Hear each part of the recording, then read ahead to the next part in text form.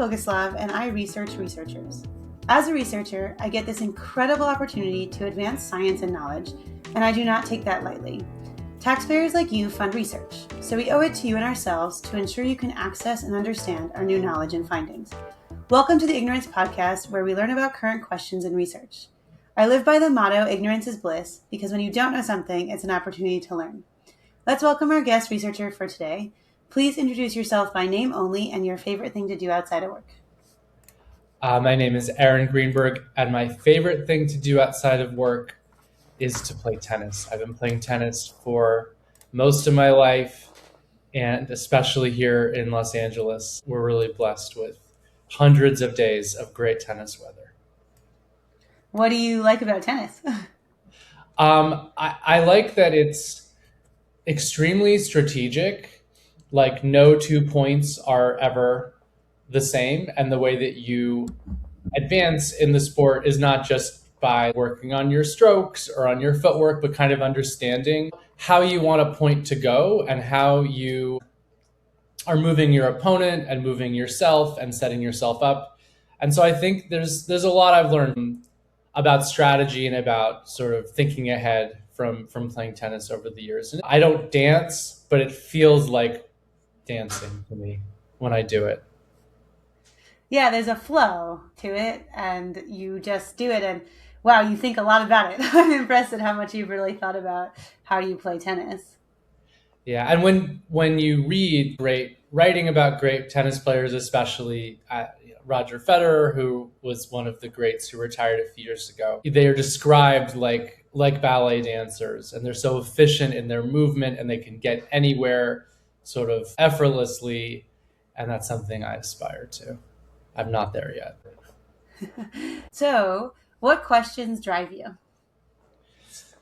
Yeah, so I think the big question that has been motivating me is, what is justice and how do we realize it in the world? I think justice is an idea that we often have a lot of priors about. We hear people talk about it. We think about justice at least in as much as we see things that we recognize as injustice, but what it actually looks like, how achievable it is, and like what it actually has to do with politics and the work of politics.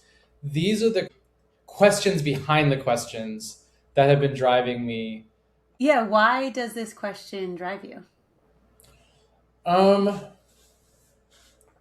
So I think I've always had a very strong sense of justice. I think I was raised by parents who are both political in different ways. And though I wasn't a very political person as a super young person, by high school, growing up around the time of the Iraq War, I had a sense that like the political system was not working the way that it should.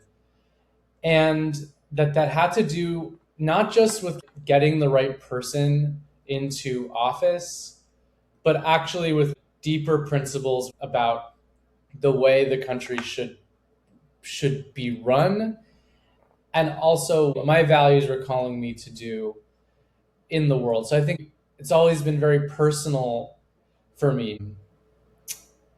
So I think, yeah, a very strong sense of injustice, of inequality, and those experiences of seeing that in the world kind of scratched the surface for me and led to deeper thinking about structural historical questions, but also like deeper philosophical questions about the kind of world I would want to build. A big structuring question is about what is justice and how do we achieve it in the world and in politics in particular. And then another set of questions is really about our political system that we take for granted, democracy. And one sort of question around that I've played around with a lot in my work is, do we need to be optimists about human nature to endorse or to believe in democracy? And as much as democracy is something that you believe in, do we need to be optimists about human nature to be Democrats? I think these questions are all connected. I'd say the question around what justice is and how we achieve it in the world is sort of like the biggest question. It's sort of the room in which questions about democracy and human nature and sort of means and ends in politics are really living and really motivated by the question around justice. Okay, very interesting questions. Can you say a little bit more about what democracy means and how it connects to optimism? Yeah. So there are a bunch of different ways we think about democracy. One of the familiar ways is sort of self government through voting and elections. And there's a certain view about that, which is that in order for elections to work and for representation to work, for there to be elected representatives who actually represent the will of the people and really are effective, that individuals, both the voters and then also the representatives themselves, have to be sort of good faith, civically educated, doing things for the right reasons, voting for the right reasons, rational. It's another kind of requirement that we sort of expect. And so when it turns out, as we often learn, that voters don't act that way and that elected officials disappoint us and act in a way that we describe often as political, which we mean pejoratively, we have an issue. Because if you depend on an idea of democracy as sort of optimistic assumptions about human nature, then as soon as you introduce the reality that people act for mixed motivations and not always rationally, you begin to wonder whether democracy as a system, like popular government, can actually work. And so I think these things are very related, and there's a whole tradition of thinkers that I'm really interested in who actually think that democracy as a form of government makes sense precisely because individuals can be very partial in their reasoning, sort of selfish, not always rational. And ironically, the fact that we're not angels means that democracy as a system helps to disperse power and risk and also create mechanisms for accountability, even when at the individual level and even at the group level, people might be less than rational and acting from less than good faith motivations. Thank you. That is helpful. The first thing I was thinking about was like power being a big player here of where does power exist and who has the power to even define any of these terms that you're starting to say or make decisions is another really big one there. Yeah, our political system and government system is complex. And to be totally honest, I don't consider myself a political person and I don't super pay attention, partially because it's really complex and it doesn't always feel like I can do anything. And so I wonder if you can speak a little bit to what can I do as one person in this system and related to your questions? Yeah. Well, I think most people have a sense about our world or even their own world that there are things that could be improved and that there are injustices that people are suffering. And I think when in this moment in history, when we're faced with so many inputs that are kind of threatening our attention and so much outrage and tragedy in the world, it can feel really overwhelming to know what to do and to know how to act. And I think one tendency can be to sort of want to turn it all off and to focus on the things that are closest to us. But I actually think that instinct is in some ways the right one, and to focus instead of on the national or international issues that feel disconnected from us and feel like we are spectators to be involved much more locally in the communities where we live, in the neighborhoods where we live, where we actually have real ability to influence small things that become big things. And I think it's a sort of truism in politics that all politics is local. Everyone in democratic politics represents, whether it's a neighborhood or a city or a county or a state, there are sets of relationships that are that actually constitute the power that an elected official has. And that power comes from people, individual voters, but also individuals who affiliate with an organization, whether it's a labor union or a civic organization or a neighborhood organization or a nonprofit. And so I think the best way to fight that feeling of overwhelm and disconnection and of kind of being flattened by the tragedy of the world is to find something you're passionate about, some issue, whether it's bike lanes and public transit or the number of people in Los Angeles who are sleeping outside every night, and find some way in your own community you can make some difference, whether it's volunteering or becoming educated about local politics to play a role in someone's political campaign. At the local level, politics tends to be a little less polarized, a little less sharp-elbowed, and there's just many more opportunities to actually be involved in something that isn't just defined by sort of big partisan, nasty, national polarized debates that can be so exhausting. Yeah, that's actually extremely helpful, because then I could argue I have done that. Been a part of bike lanes in different places I've lived, the unhoused population as well. So maybe I'm more involved than I realize, and hopefully that'll help others too to get a little bit more involved.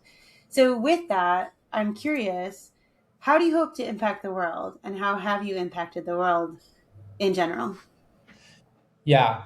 So I do think the most powerful way to fix our democracy, ensure that there's more justice in the world, and by the world, I mean, let's start locally with our city, state, country, is by empowering ordinary people to have more experiences of democracy in their everyday lives. By that, I don't mean more opportunities to vote. I mean more opportunities to feel like and have the actual experience of being empowered over their own lives. And that starts in the workplace. The workplace can be one of the most, and is often the most undemocratic institution that we regularly interact with. And one of the ways to really regain some power, voice, and control is through collective action and organization in the workplace. So I've been passionate for a long time about labor organizing, not just because it ensures that there are more people who have access to jobs with higher wages and benefits, but also because I've seen the difference that it makes in someone's experience, not just of their job, but of their own lives, of their community, of their city, when they have the practice of working in community with their colleagues with whom they might disagree about many different issues, about a central issue of common concern, and where they have to begin to understand how power works in their own lives, in their workplace, in order to improve their lives and improve the lives of their colleagues. Sometimes that's called, in a technical term, sort of solidarity. But I think that experience of connection, that experience of collective power, and that experience of voice in your own life is so powerful. And what we see right now in this country and around the world is so many people feeling really disempowered in their own lives. And so I think those conditions are precisely the conditions when demagogues on all sides can come in and claim to speak for people who do not feel like they have any control or power in their own lives. And what we have seen in the last 50 years, say, in this country, is the decline of civic organizations, the decline of labor unions, the decline of these sort of local associations that gave people a measure of voice and dignity and control and democracy. And in their place, we've seen the rise of sort of distrust and factionalism and polarization, and we're seeing the consequences of that today. Wow, that's a lot to unpack there. I think a big piece I'm hearing is this idea that to feel democracy for yourself is really to understand your own power and to not only understand it, but also to feel empowered by others and the world. And your point about work is for sure true because the majority of people, at least of working age, spend a lot of time at work. Why does feeling that democracy change who I am? And how does that relate to the bigger picture of understanding a democratic system? Yeah. So when I lived in New Haven for many years, I had neighbors who lived in across the highway in a housing project that had been there for 60, 70 years and was falling apart and was set to be demolished and redeveloped. And folks there either had not been working for a long time and were on public benefits, or had a few very low wage jobs, and their experience of like the state, which they experienced through the city and the housing authority, and their experience of work were both pretty bureaucratic and even authoritarian. And those things often go together. And in my experience, working with those neighbors and helping to just from knocking doors and having conversations at people's, kitchen tables, try to get a picture of like what's going on in their lives and what could the city do? What could the housing authority do? What should the housing authority do to address their like immediate needs? A ceiling falling in, a toilet that doesn't work, a balcony that's super dangerous and falling off, parts of the neighborhood that have become unsafe with gang activity. I think people often had an experience that these are problems that I just have to live with, and there's nothing I can do about them. And that kind of disempowering experience leads people down a path where when election time comes along, they're like, why would I even vote? Why would I even register to vote? What difference would it make for me to cast a vote in this election? My life hasn't ever substantially changed from some action I've taken that's been public. And I think in my experience, when you're talking to a voter or a potential voter who doesn't want to vote, hasn't thought about the election, maybe has let their registration lapse, you're already too late. And the experience of democracy can't just come at election time. It has to come in people's ordinary lives. So in the case of that housing project, making sure that there were strong leaders who were involved in the tenant committee that went and represented the tenants in front of the housing authority, making sure that the housing authority itself, like the director, visited the facility as there was all these discussions about renovating it and demolishing it and making sure people had a safe place to live, like giving people an experience of actually in their ordinary lives confronting, talking to power, and doing that in a coordinated way, like talking with each other beforehand. Those sorts of experiences are very rare. And especially as people have gone more online, as there's been so much more polarized and sensationalized media, bringing people back to in-person conversations where they are talking to each other and figuring out what to do together is the first step. And you can't skip that step. Yeah, that's really helpful.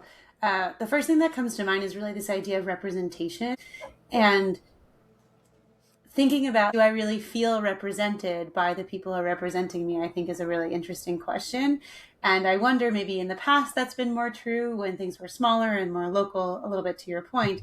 But as things have continued to become deferred and siloed, and all the things you're saying, how much has that representation really stayed or frayed based on the situation right now?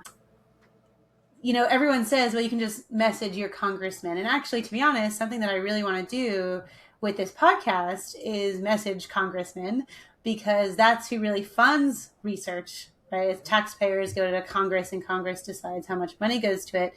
But I don't know that I really believe that congressmen understand what research really is and what's happening.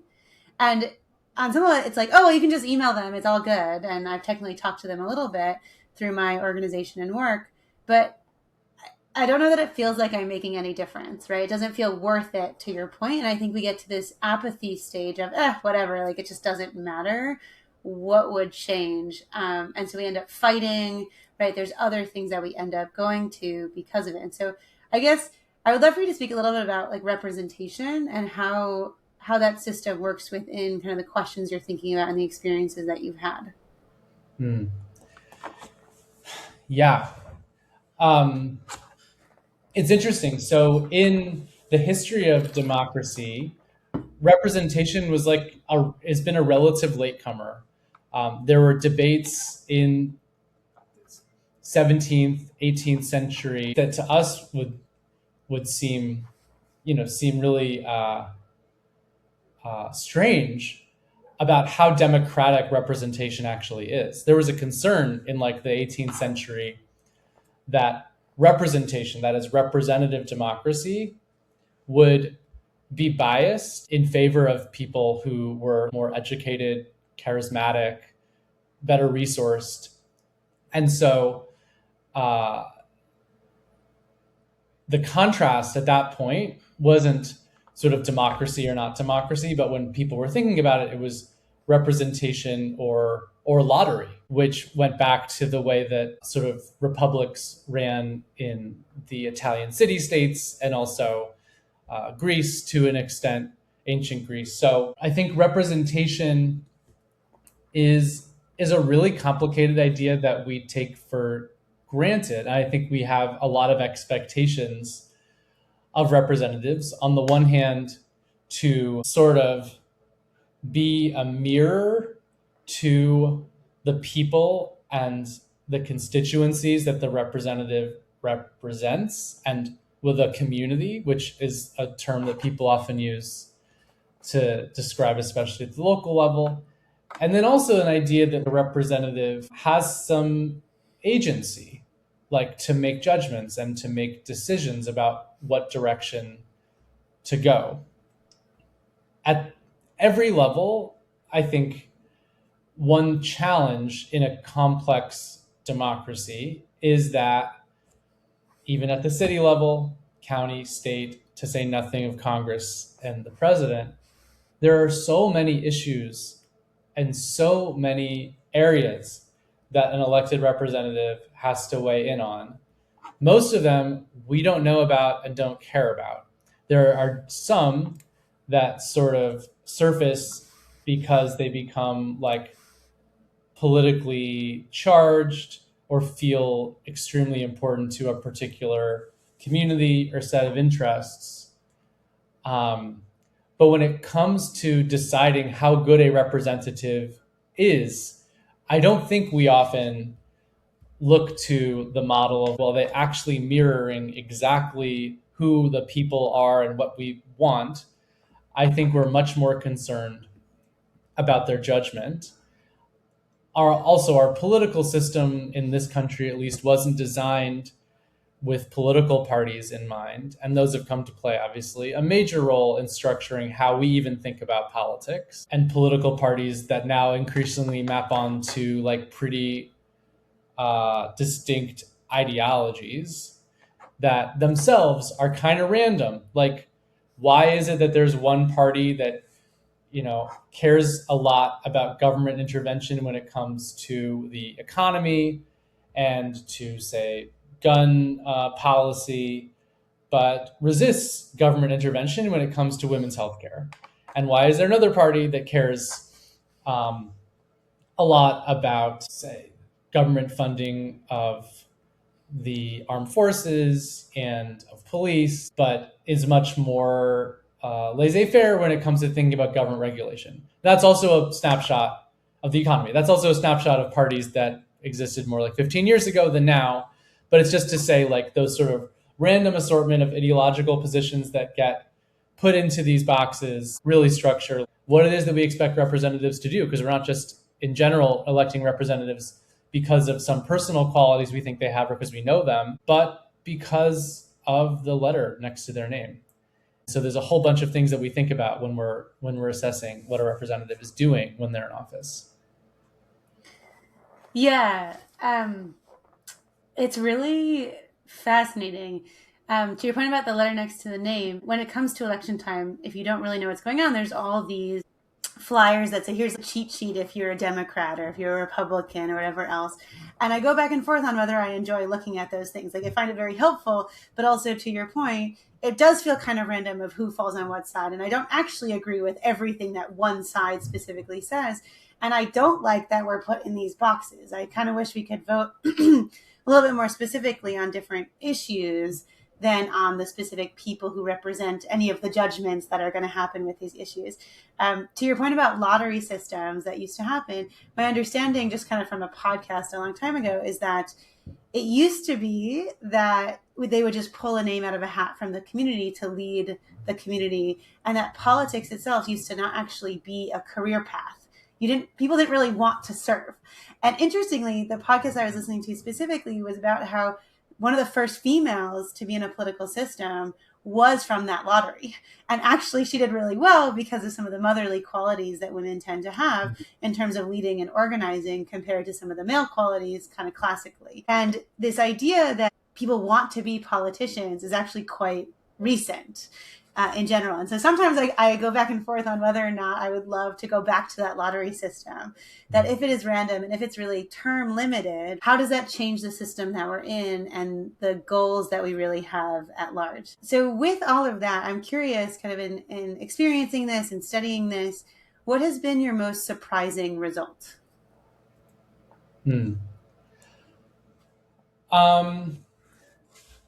So I actually want to connect the surprising result to something that you just said, which is that before doing the work that I have done, I would have said, we want citizen government and we want term limits.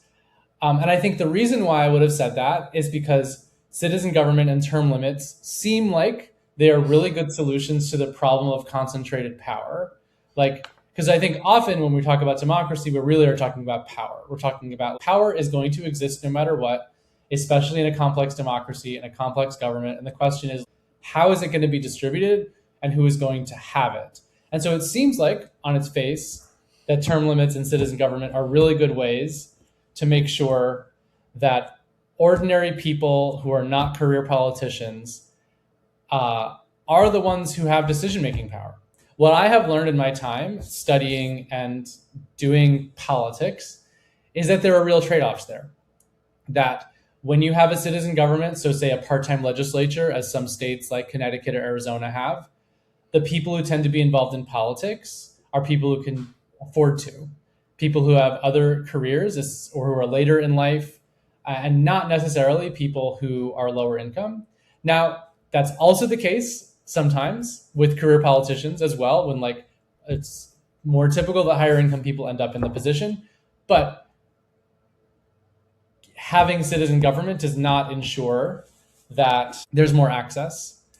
And then on term limits, I think what you see in places like California, where there are strong term limits in the state legislature, for instance, is people sort of jumping between houses, thinking about what their next job is going to be. And a lot of the expertise and the power that actually exists in the body comes from outside experts who tend to be motivated, like their information is motivated because they come from interest groups that know a lot about oil and gas, or a lot about pensions, or a lot about labor law.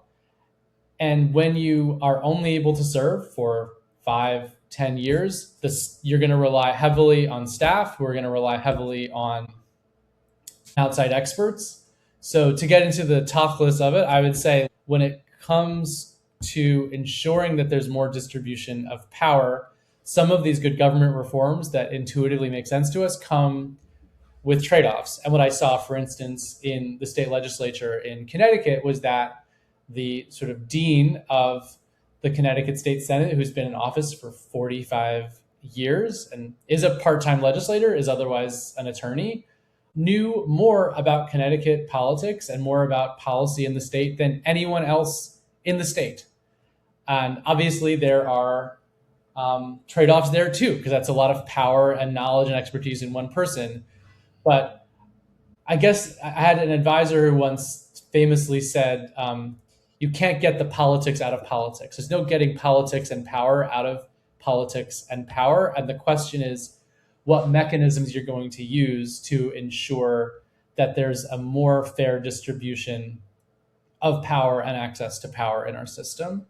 And I've been surprised over time to learn that some of the things that we think would make the most sense institutionally don't always work out the way we want them to.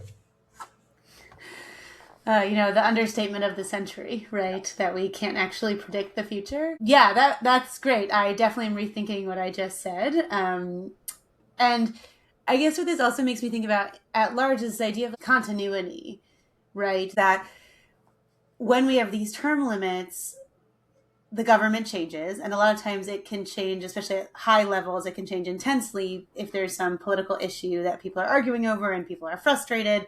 There can be a really intense change of that power. And, programs that existed that were helpful for certain people just disappear. And that lack of continuity makes it really difficult to think about prevention instead of just reaction. And so I really hear you in relation to that too, that this idea of having somebody who's been in the position for 45 years that really understands the full system is also really useful. And, it's interesting connecting this to labor and work. I feel like it's our parents who used to be at a job their entire career. And there's huge benefits of that. And they get huge benefits of doing that. And there's also huge trade-offs. It goes both ways. And so I wonder, is there some middle ground? You made this comment that you can't take the politics and power out of politics and power. And so what is this goal of power? What is this role of fairness, bringing in your other term from the beginning, like justice also? How do these all relate to each other? Yeah.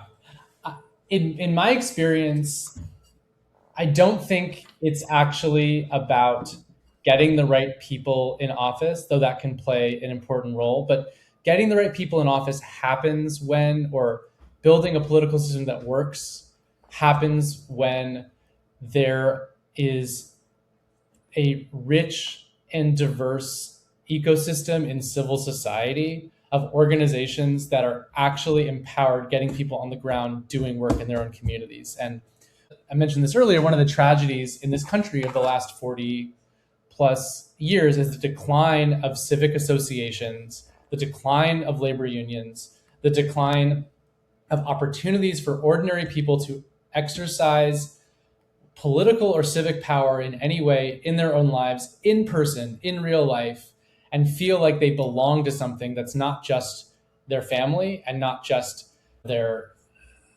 career or their identity category, but actually belong to an organization where they've got to talk to people who are like them, but not exactly like them. That's why unions are so great, because they're people who work together who might disagree about things fundamentally, but nevertheless have to share space. So we don't have these organizations where people can learn to advocate, but also learn to civilly disagree and work together.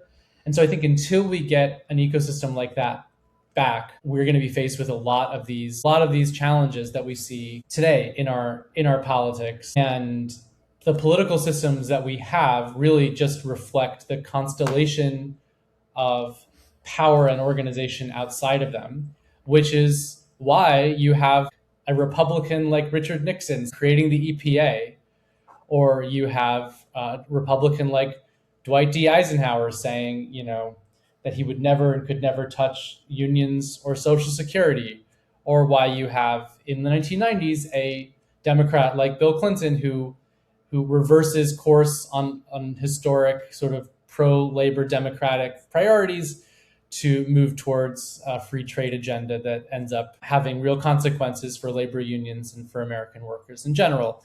These are individuals, but they're individuals that are ensconced within political parties that help to and sort of reflect the political realities of the time and where power is in society. And so if we want to change our political system and we want to build more justice in the world, we really have to start locally and build power and organization. It's not just about a person who will save us or an idea that will save us. It is about people and people working together to do that. Yeah, I completely agree with you. We don't have spaces that people can really talk to each other in person. I agree with you, the importance of being in person with people who are really different from them, and showcase that, difference is actually a good thing. And we don't all need to hate each other, and we don't need to all convince each other to stand for similar things and to be humans in this world and deserve basic human needs and rights. And so with that, I'm curious, I'm sure there's numerous people who would totally disagree with you on everything that you've just said, because that's very highly political and how the political system tends to work. And so I'm curious, what is your favorite disagreement? Let's see. I think my favorite disagreement is sort of a political disagreement that's also a philosophical disagreement, which is about the nature of politics. Is politics about justice, like a sort of high-minded idea of, working together for an end that will improve the lives of people and even get at something that's sort of holy? Justice is a kind of a holy quality to it. Or is politics just about sort of safety and the establishment of order? This is a big debate that, if you put it in philosophical terms, the two poles are sort of like Aristotle on one side about justice and Thomas Hobbes, the English philosopher, on the other side about order. And Thomas Hobbes famously said in his book, The Leviathan, the major work of political philosophy in the English language, he said, Aristotle thought that justice and politics were sort of like the highest end for human beings, but he was really wrong, because really any of the things that we want and care about in our lives, whether it's to make things, have a family, build a career, fall in love, none of that's possible without safety and order. And so we have Aristotle, the sort of idealist, and Thomas Hobbes, the realist. And I think those two poles, even though these aren't names we talk about in our politics, and these aren't even terms that we think our politics are sort of working in, these are really major poles of disagreement in our lives and in our collective lives as citizens here. Why can't it be yes and to both? Well, I think it can be yes and the thinkers who I've spent the most time with are people who try to bridge that. And I think there's even resources within both Aristotle and Hobbes to say yes and. But it's one thing to say yes and in theory, and it's another thing to do yes and in practice, because when it comes to actual existing politics, it's all about crisis. And in that crisis, what are your priorities, and how are you going to act in the moment for some higher ideal? Because everyone in politics is acting in some ways for some idea they have that something they're doing is right.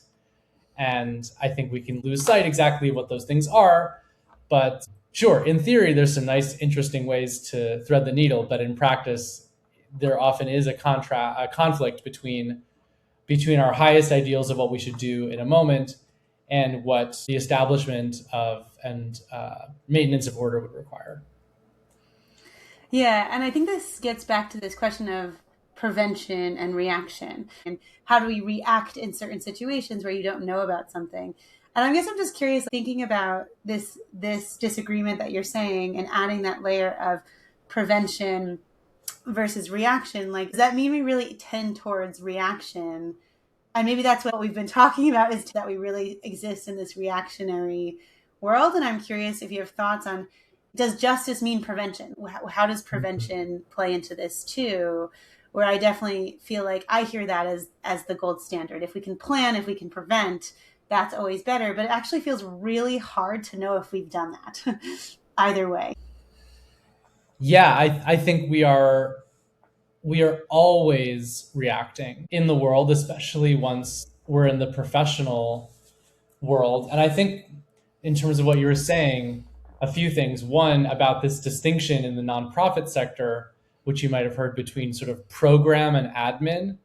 Say you run a homelessness agency, program are like the caseworkers and the people who are frontline doing the work. Or if you're an academic, program are people like you, researchers, who are doing the program activity of the institution. And admin is the layer that makes it all possible, that are, the operations, the accounting, the development, the people who exist at some remove from the actual thing that's going on. And I think in any complex system of any kind, whether it's, political, whether it's a private firm, like, there is this distinction between the thing that is happening, that the thing exists for the sake of, and then the institution, the infrastructure, the people who make that activity possible. And as you move up in your career, and even that language of moving up, you are getting more distant from the activity that brought you to the career in the first place. And I think that as you move up, you're also reacting to so many different inputs than you might have been trained to when you started in that work. We are so removed, to your point, and also getting such different inputs, that it kind of feels like it has to become reactionary, and we don't actually have time to really get all the information. And so no one's ever happy with a lot of the decisions that come out, especially in really tenuous times.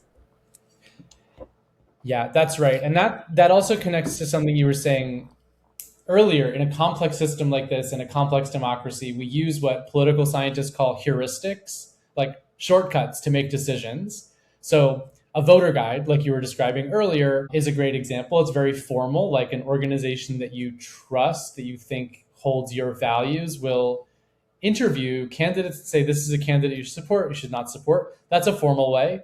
There are lots of informal heuristics too, like celebrity endorsements, like what your uncle who cares a lot about politics says you should do. And so we, in our lives, as our lives get busier and more complex, and in societies that are incredibly complex and impossible for any single individual to understand, we rely more and more and more on shortcuts. And I think those shortcuts obviously allow us to live in the world and to make decisions, because we have to make decisions all the time. But it's a little exhausting.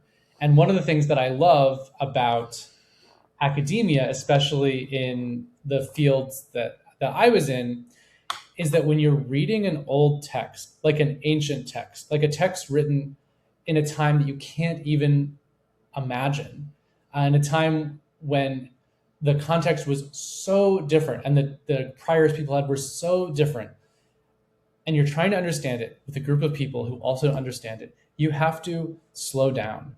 You have to get into the text, into the world of the text. You have to imagine what the writer loved, what they were afraid of, why they were writing the way they were writing, who they might have been hiding what they were writing from. And you have a practice of sort of interpretive charity and generosity, like, because the writer might be saying things that you really disagree with.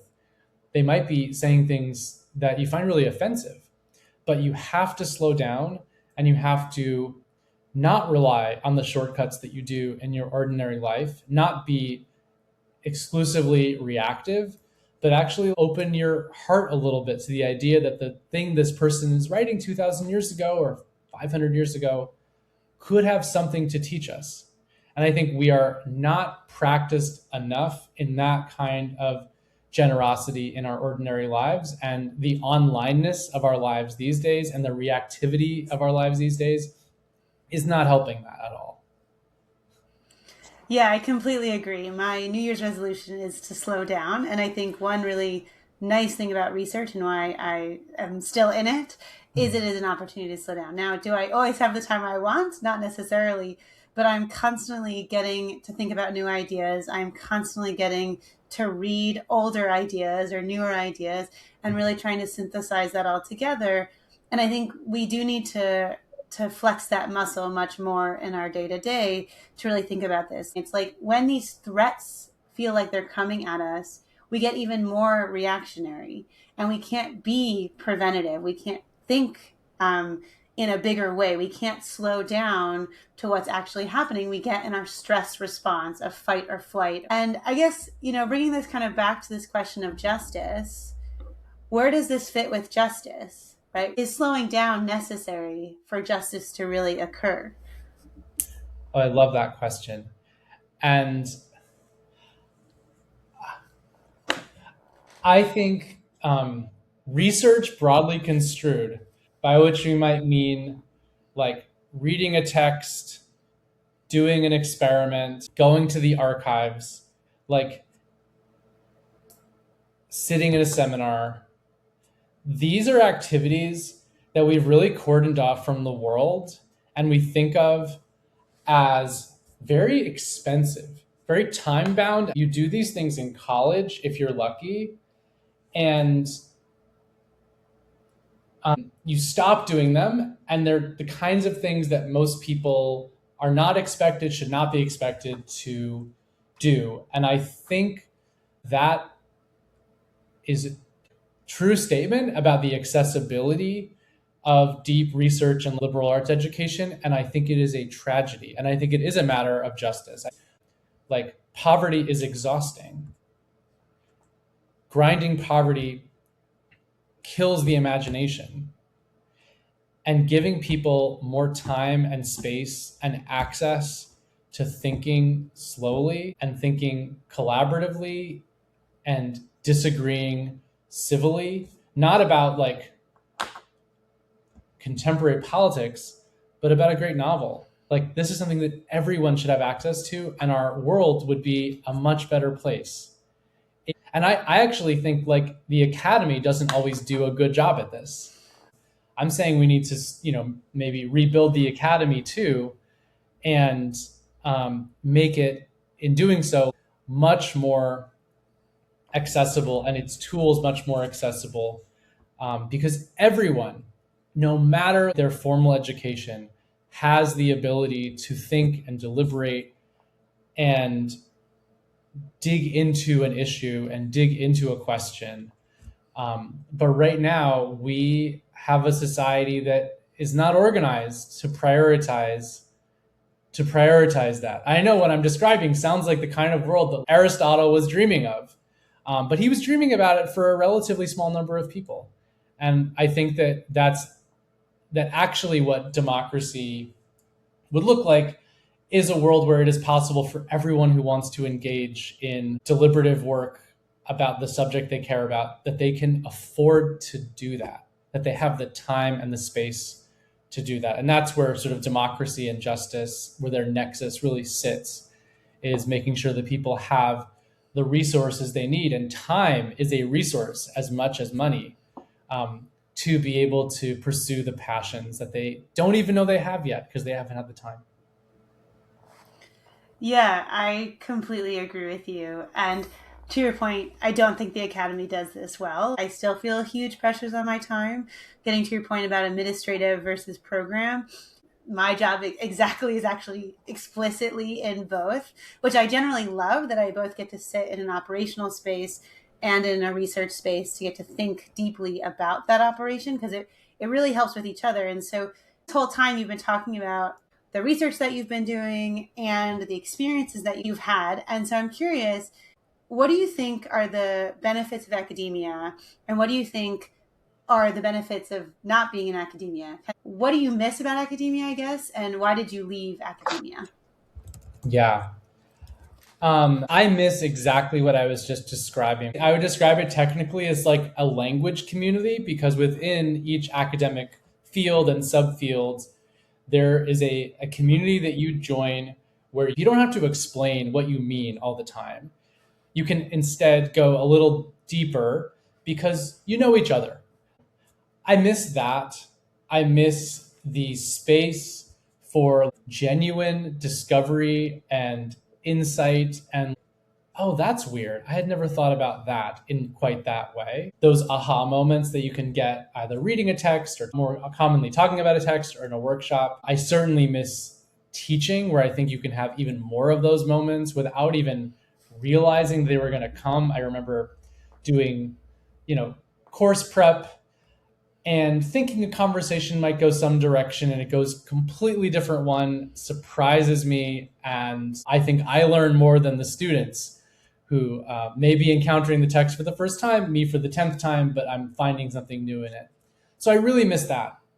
That isn't the activity of the academy a lot of the time. So I don't think that that's the only place where you can find some of those things. But I think that I left the academy at a particular moment when I felt like there were enough academics in my field and not enough people who had the experience of organizing a union or serving on the city council or doing politics in a moment when that was what the country really needed in 2019.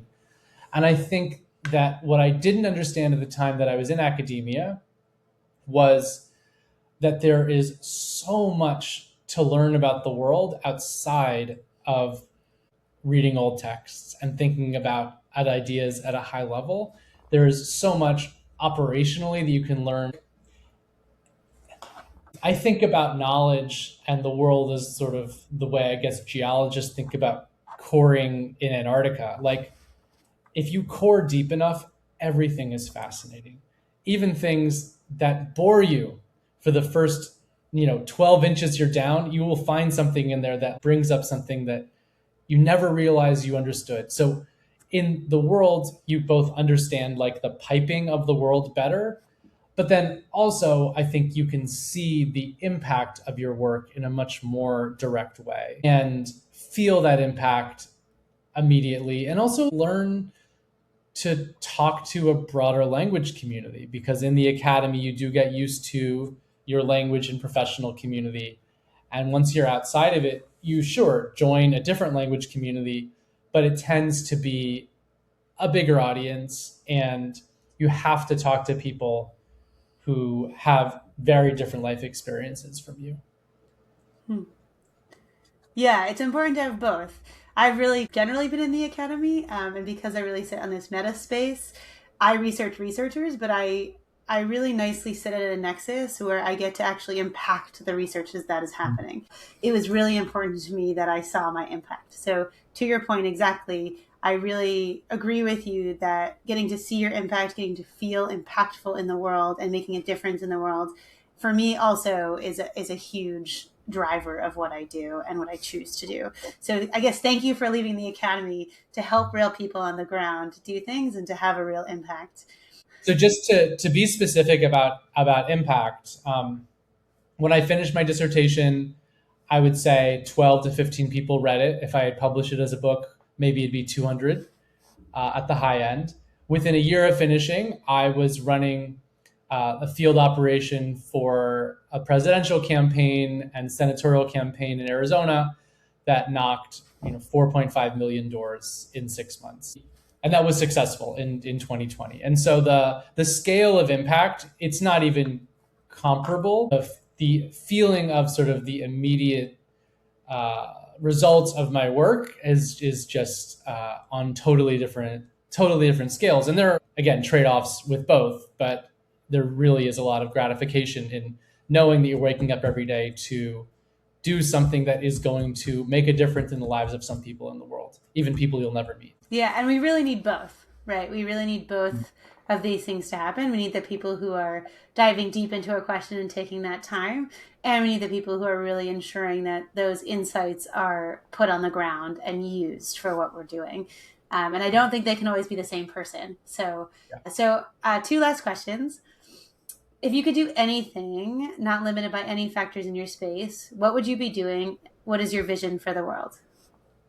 In the last moment of this in this country, when there was a massive concentration of wealth in the hands of a few, there were actually some really amazing public benefits of that, which included creating massive research universities, endowing thousands and building thousands of public libraries across the country. We're now in like a new gilded age, but we don't have the creation of those same kinds of institutions. So if money were no object, I would go about trying to create new institutions like that, specifically in higher education. And I think that higher education has come to reflect and maybe even produce some of the most insidious forms of ideological polarization that we have in this country. And I think that true liberal arts education can be a powerful, liberating, deprogramming, depolarizing force in the world. So I'd love to create on the ground institutions of higher learning that really allow students who disagree about all kinds of things, who are from all different backgrounds, to come together and like read great books and do experiments and govern themselves and live in community, to have a that experience of democracy. I think as we were talking about democracy before, on the one hand, democracy, the feeling of like having agency in the world and having power in the world. And there's another face of democracy, which is how are you doing that? And if you're doing that democratically, you're doing it through discussion, deliberation, persuasion, and teamwork. And so I think giving more young people the experience of in-person, no cell phone, no AI, like close, careful, sympathetic reading of texts and of each other would be totally transformative. And if we could do that at scale, I would feel really excited about the direction that we could go as a country. Because what keeps me up at night, what terrifies me, is the level of demagoguery and polarization that have so many different causes, and I think are leading to some really awful, like, political, economic, and spiritual consequences for us. Yeah, that's what gets me to do my job every day is the fact that that is our struggle. In that I really get up every day and think about how can we collaborate better for a better world. And so I completely agree with you on that. Last question. Mm. What has changed in your life because of your research? What do you pay attention to more because of it? Life and research are a two-way street. I got interested in my main research topic because in my life in politics, I saw the world work differently than the way the political theories that most people in my field were interested in would describe. And I was like, that's weird. Like, politics is not working the way that someone like John Rawls, who's a major thinker in the history of sort of 20th century American political thought, thought that thought that it worked. I didn't see a lot of like rational deliberation. I didn't see a lot of deliberation about justice. I didn't see a lot of people talking from first principles. Instead, I saw a lot of like sort of sharp elbowed interest group fighting. And I was looking for political thinkers and political traditions that could help me make sense of that. So on the one hand, my research was driven by experiences I had in my life in organizing, in public policy, in policy making, in community organizing. On the other hand, the research I ended up doing um, led me to think about and be very attentive to the power of self-interest. And by that, I don't mean the power of self-interest economically, but the power of people wanting to feel like they're doing the right thing. And the power of self-righteousness in politics and in society. This can be harnessed for good. Like, we actually believe we are doing something that will improve the world, or at least improve our lives or our families' lives. But on the other hand, the sort of excessive self-righteousness, which is expressed in sort of pride and in kinds of like nationalism and in kinds of jingoism and in kinds of sort of like, you know, in-group extremism. These are really, really dangerous. And when I wrote a lot of my research, they didn't even seem as dangerous as they've become in the last 5 or 6 years. So I've become really attentive to that and to those dynamics in our politics, and really the role of pride and the role of self-righteousness and the role of positive and negative emotions. It doesn't mean you're able to resolve them or able to sort of easily navigate through them, but at least you can understand the sort of hazards that you're working through on the way to doing the work you're going to do in the world. Yeah. At the end of the day, we're all people, and people make mistakes, and people aren't always rational, as you were saying. That's been shown in psychology as well. And yeah, a quote I love that I have above my dining room table is, never underestimate the power of dysfunctional people working in groups. We all have our dysfunctions, and yet we can all work together. And there are many cases where us working in groups with those dysfunctions have led to amazing, amazing things. And I hope that we can see some of your vision where people really can take time to get to know each other as people, to get to know the real issues, and to have time to think about not just reaction and priorities, but prevention, to your point too. And so with that, I'd love for you to introduce yourself. Please say your name, your job title, and your field, and anything else you'd like to share. Sure. I'm Aaron Greenberg. I'm the Deputy Director of Operations for a workforce development agency that is a labor management partnership between Unite Here Local 11, the hotel workers union, and its contributing employers in Southern California. We help very low income and marginalized individuals get the free job training and apprenticeship training they need to be placed into life-changing union jobs at all the major hospitality employers in Southern California. I have a PhD in political science from Yale, and while I was getting the PhD, I became very politically involved and politicized, and started to organize for my graduate teacher and researcher union. I ended up being the president of that union for 5 years, and also served on the city council in New Haven, Connecticut for 5 years. After leaving, I taught at Deep Springs College in Eastern California, and have worked for the last few years in the nonprofit sector, especially for Unite Here, the hospitality workers union, which represents 250,000 workers across the country.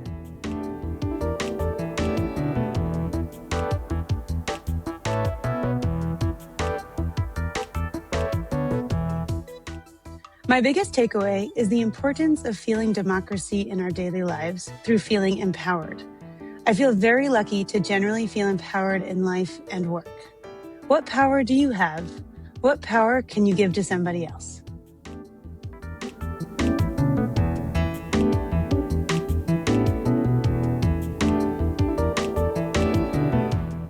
This podcast is hosted by me, Mayla Boguslav, and produced and edited by Joshua Mendel. To learn more about this episode's guest and any cited or named people, take a look at the episode description. Thank you for listening to this episode of the Ignorance Podcast. Please follow the Ignorance Podcast wherever you get your podcasts to learn about science through research questions.